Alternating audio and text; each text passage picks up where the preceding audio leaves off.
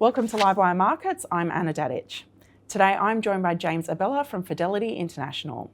James is a portfolio manager at Fidelity with over a decade of experience uncovering tomorrow's market leaders before the crowd catches on. Welcome, James. Thanks, Anna. Hi. James, to start us off, how do you define a future leader in markets today? And is that definition changing in the current environment compared to 5 to 10 years ago? So future leaders can come from earnings lifting up, valuation lifting up, or sentiment lifting up. And typically you have 1 to 2 of those, but sometimes you do have all 3. And that will lead to valuations lifting up quite substantially as the earnings come through. Sentiment gets positive, valuation gets positive. It's a circular reference. And then the market catches on to that being a very strong thematic or a momentum thematic. And therefore those stocks will eventually become future leaders. It hasn't really changed a lot in the last number of years. Australia's still very quality momentum, and that's really what drives up the Aussie market. But the underlying drivers behind that is still those 3 things: earnings, sentiment, and valuation. Mm-hmm. You've said that the nexus of numbers and words is what drew you to a career in funds management. When you look at markets today, what and where are you seeing the biggest disconnect between the data and the narrative? Yeah, the data and the narrative they generally go together, but when they get extreme is like in today's environment, when risk tolerance is really high, concerns or fears are very low, cost of capital is very low, or perception of cost of capital is very low. And it typically happens in quality and momentum. So in quality, the duration of the mindset of investors gets really long. So 5, 10, 15, sometimes even 20 years, and multiples get really, really high. So you might have a business that's normally on 25 to 30 times, growing at about 10 to 15%, has returns on capital in that 10 to 15% range, which is in the top quartile of say, Australia. But then the market gets so excited about the growth potential and what the total addressable market might be. And because of that, the multiples might go from 20 times to 30, 50 to over 100 times. And you've got examples of that today with Temple & Webster. Pro Medicus is another example, but these are businesses that do have huge potential, and they are very high returns, so they are very successful, and they are these quality compounders. So that's where the market can get a bit carried away, though, and you get reports to say, look, the valuation's already full, but then over time they actually proved to be correct, that valuation was actually correct in time. Momentum, on the other hand, you get a lot of sentiment that allows loss-making stocks to do well, and the whole sentiment and correlation of sectors and sub-sectors actually just get carried up in this big momentum theme. So today you've got gold and also defence being 2 very strong momentum themes right now, and some of them are loss-making, but they're multi-billion-dollar companies. And then other times you'll get, like in gold, you'll have a really low-quality, high-beta mine, which maybe even have a short life. Then you have a high quality, long duration, high grade mine that also trades on good valuations. But the correlation, because the sector and the momentum thematic is so strong, those 2 stocks get carried up together. But then if the market comes down, if all-time highs of gold starts to come off, that high beta, low grade, lower quality gold stock should come off. And that's what will happen. But when the market's going upward, they'll go up together. And then also, the loss-making element is also an unusual thing that happens right now as well. So I think the data and the storytelling and the financials and the valuations do get mixed up sometimes, but it happens in these kind of environments, but it mainly is in the momentum and quality marketplaces. You've been running the Future Leaders Fund since 2013, yes. And Global Future Leaders is now turning 5. Yes. Has your philosophy evolved over that time across local and international markets? And if so, was there a pivotal moment or experience that shaped that evolution? Yes. So in the Australian fund, it has been very similar for the last 13 years.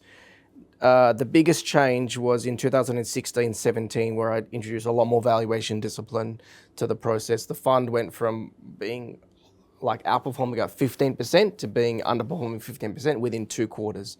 That was a very unusual and quite a shocking shift in performance from plus 15 to minus 15, and it happened very quickly. And that was because of the significant underweight in resources and energy as well, actually, that universe over the next 12 to 18 months went up nearly 100%. So it was a huge drag in terms of performance, but also quality stocks also got derated quite a lot because the market was chasing momentum and chasing turnarounds and chasing value, when quality was also coming down. So that meant that now since that point, which is 2016, 17, I've now introduced a lot more valuation discipline and track valuations very regular. Every single month have a valuation tracking system. In global, there was a very strange period in 22, 23 where valuation was also quite strange, and valuations were changing very rapidly. During that phase, we also introduced a more valuation discipline, tracking earnings and valuations every single month or every single quarter in every single stock that we own. Now, the reason is during that period, valuation parameters were changing a lot. So technology valuations got very, very high. And if things weren't growing, and AI actually started about 2 years ago in terms of its thought process. And a lot of those technology companies were thought to not going to grow the way they were in the past. So all those market structures meant the valuation started to, what we say, bleed. And they started to bleed very slowly. So every month, every quarter, they'd be down half to 1 PE point, and then another 1 PE point, another 1 PE point. So it'd be slow bleeding earnings and a slow bleeding valuation. So what we've been doing now for the last 3 years is tracking earnings and valuations of every stock every quarter. And that's why the reason was that 2022, 23, when AI started to come out, the market started to really think about what the broader AI impacts were in terms of technology companies, but also all companies, so consumer, financials, technology. And so now we actually track that because the market is now becoming very polarized on what the winners and losers are going to be for the next decade. That has become a very important change that we've made since 2022, 2023. But overall, the structures of the two products are still very, very similar, but the two valuation discipline points have come for those two stocks in the last sort of 5 years. What are the biggest similarities and differences you found between uncovering future leaders on the ASX versus globally? Yeah, it's a very good question. So Australia is much more a momentum market. It's a narrow and shallow market. So when we did the 25-year back test, it's quality, momentum, transition and value, 40, 30, 20, 10 in terms of our asset mix or factor mix. In global, it's QVTM, so quality, value, transition, momentum. And momentum and value basically switch from Aussie into global because it's a very broad, deep, wide, well-educated, well-informed marketplace. Momentum just doesn't work. You don't have that many big momentum cheerleading sectors or stocks that really take over the index, which you can do in the Australian market because it is a narrow and shallow market. So if you want exposure today to gold or defence, which are both very momentum-driven thematic sectors right now, there's only a handful of stocks that will give you access to that.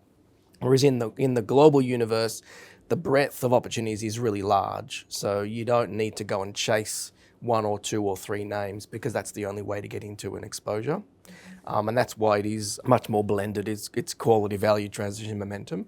And Australia really is quality and momentum as a universe. Okay, Australian market sounds like an excited teenager. It's an excited teenager and it's very emotional. It's actually very emotional.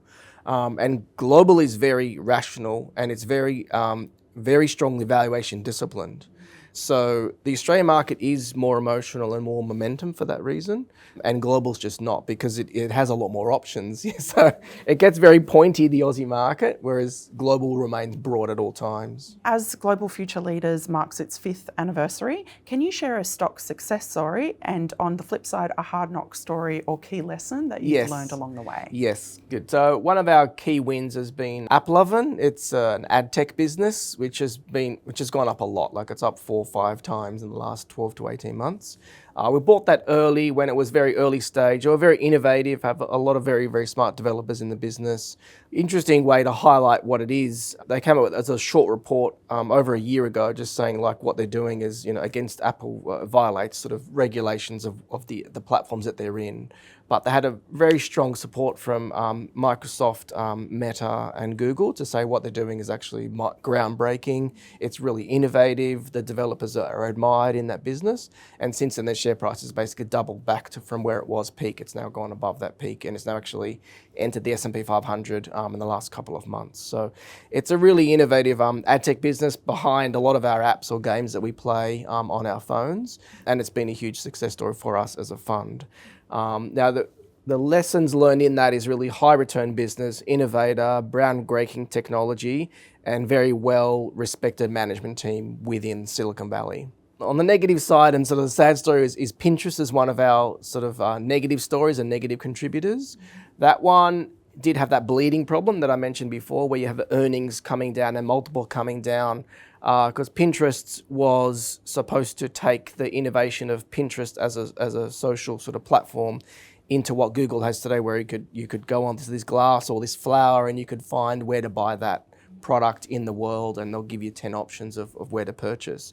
Pinterest was supposed to lead that, but Google followed very, very quickly, and other platforms followed very, very quickly with iPhones or Galaxy phones.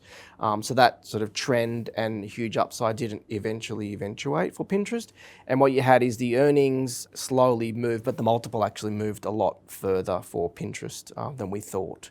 But that slowly eroded away. And again, it's a duration of what the market expects for that business to be very long, became sort of more mid-range rather than very long as a leader in its marketplace.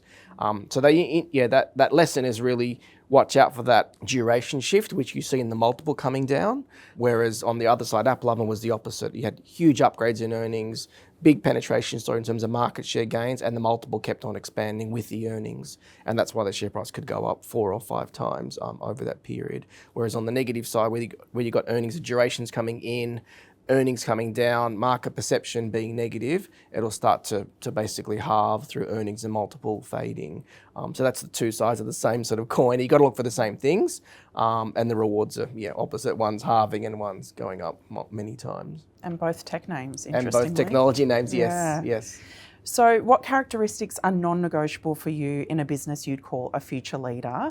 And also, what are the red flags that you monitor? Again, we look at earnings, valuation and sentiment, and management being the key sort of 4 things. So we call it viability, sustainability, credibility. So viability is about returns. That's really non-negotiable. Returns have to either be at a high level and compounding, or turning from low, medium to high, or low to medium at least. So that is really the first non-negotiable, and it's quite scientific, and you can see it. You can see the return profile. Sustainability gets a bit more grey because you're thinking about duration, financial sustainability, normal ESG sustainability, but then also the management credibility in the marketplace. That drives sustainability view, Porter's 5 forces models and pricing power, etc. And then credibility is a very important one and harder to assess. It's credibility of management, credibility of the accounts, and your credibility to actually assess the first 2 pillars. So that's like your own ability to verify that credibility as well. And that's what we call the pillars of success. They are all non-negotiable. Some of them are harder to access than others. So the red flags that we really monitor, depending on where they are in what we call the QMTV journey. So quality stocks, we're looking at red flags are complacency, arrogance, capex and competition. So that means that quality compounding profile will just not hold. In momentum, it's looking at sentiment, correlations, and what we'll call peak. So peak earnings, peak sentiment, peak valuation, peak return profiles. That's when you know that's kind of that party is really over, that momentum party is done and getting towards the end. Transition, you look for milestones. If the milestones are failing, then you would just exit.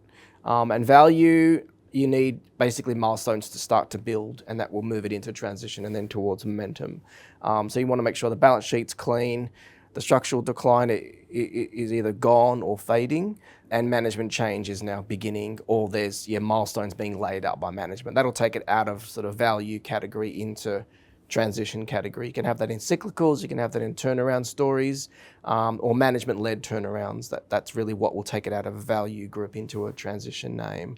But the red flags are characteristics of where they sit, because a human brain will wire itself to being in one certain area, and your blind spots will actually be where you need to look for those red flags. And that's why it's really important to acknowledge where it is on that journey, because that'll help you identify pretty much why you'll win, but also why you'll lose and what you need to look for in terms of red flags. You've previously said that tech is able to weather some of the challenging economic forces that have been in play, including high inflation, high cost and high labour.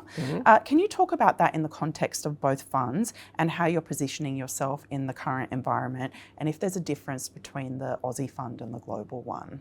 Yeah, both funds in Australia and global both have overweights in technology. I do think that technology generally has a much easier way to get around all these issues. So inflation, labor cost, and that is because they have low inventory, they have no warehouses, everything is digital, it's a digital footprint, so everything can happen very quickly. Whereas if you are a retailer or you own a factory, there's a lot of financial leverage, operating leverage, physical capital that's at risk at all times, whereas in technology you just don't have that. So typically where we are overweight in both universes is capital-light businesses, high-return businesses, what we call beautiful compounders that have this ability to have pricing power, and they just keep on compounding over time. And that's where they both have overweights. And those sectors typically are technology, financials, consumer, industrials, and sometimes healthcare, but that one's a little bit tougher. So it's usually in those 4 leadership sectors that we typically are in overweight positions. James, your Global Future Leaders Fund has a surprising Aussie name in the top 10, ResMed. What makes it stand out in a global context, and how does that compare to what you're holding in the Future Leaders Fund? So ResMed individually, look, we bought it when there was a GLP-1 sort of peak fear that the actual CPAP market share will actually start to shrink because everyone will start to lose weight. There'll be a huge shift towards health consciousness, and that means that the actual number of obesity will start to shrink, CPAP usage will start to shrink, but actually it hasn't transpired. So when we bought it during that time, it's done very well since then. Obviously GLP-1 success as a penetration story for the world has continued, but the breadth of it has probably narrowed, and the impact on ResMed and Fisher & Paykel has been less than people were fearing when it was at peak fear point at that point. So now it still looks like a very good business. So again, a beautiful compounder. It's what we call in the trust industry. So anything that's medicine, engineering, legal, and finance is what we call in the trust industry, or even in tech as well, where the consumer of that product is trusting that business a lot, like either with its life in legal or medicine or finance. Tech, it's operational success, and it needs to be very high success rate. There's only 3 players in that marketplace that are significant, so ResMed, Fisher & Paykel, and also Philips. So those 3 players dominate the marketplace because you need a lot of R&D to be successful in the marketplace because of that trust element. And then on the financial side, it's a high return business, spends a lot on R&D, has a lot of innovation leadership, and it's founder-led as well, since there's a family involved as well. So that's been a very steady business that we've owned over time, and it's in our top 10 today. So similarly, with the Australian fund, I own Fisher & Paykel for very similar reasons. It's in the same market. It's also clinical, but it's in masks, in oxygen. And I always say around a table with investors, like if any of us have to go to hospital today, or we are a CPAP patient, and we need a machine that's going to be reliable, or a doctor's trying to give you oxygen after a car accident or something, there's going to only 3 machines in the world that it's going to choose. It's not going to, let's get this one, it's a little bit cheaper, or let's just try this little new thing. It's like your life is 6 minutes. Like you got 6 or 10 minutes of critical oxygen requirement. They're going to be using one of these critical machines. So it's a critical tool to solve a critical problem for a human life. And so the 2 of them we own actually in both funds in the top 10, and that's really why they exist in the funds. But financially, they're both very strong, very high return businesses in very small markets. Like I say, if you're in a market where you could fit the solution to a problem on the palm of your hand as an individual, a family, a company, an organization, or a government, that's a very good position to be in as a company, that you're the top 5 in one of those consumers' minds, that's the way to solve the problem. And ResMed is in one of those positions. Are there companies you bought on day one of either fund that you still hold today, and what's enabled them to remain future leaders over such a long period? In the global fund, Arista, we only sold last year. We held that from the beginning. That's a tech business. It's actually in cloud switches. So it's a pretty nerdy thing to talk about, but it's the little switches within cloud that transfers data from our phones to the computer, to the data center, and the data center back out through the cloud. So the big clients were Meta and Google and Microsoft. And they're very, very important. And there's only, again, 3 or 4 players in the marketplace that can actually handle that data and have the reliability of what the Arista product is. And today I think it's over $100 billion market cap. And there's only really Oracle, Arista and 2 or 3 others that compete in that marketplace. So again, very unique, high return, huge trust. If you think you're Meta and you have billions of megabytes all around the world in millions of data centers or hundreds of data centers all around the world in million users in terms of your phones, you need that to work like instantaneously with huge reliability. So that's why that sort of businesses have been in the fund for a very, very long time. Fisher & Paykel is one that has been in a very long time in the Australian fund, which is still in the top 10, but because that fund's 13 years old now, a lot of either gone into large caps or not in that fund anymore. But Arista is the best example of what the sort of global future leaders that we've owned, and we've owned it for a very long time in the global fund. And finally, if you look out for the next 5 to 10 years, what trends or themes give you the most conviction about where the next generation of global and Australian future leaders will come from? It really has to be technology. Technology is just ubiquitous now. So consumer technology, health technology, fin technology, and then software technology, and then technology services. They're all technology. I use the word technology 5 times. And I do think that is really where the future of the world is going in terms of consumption, in terms of where the jobs are going to be in the future, what us as consumers are going to be consuming.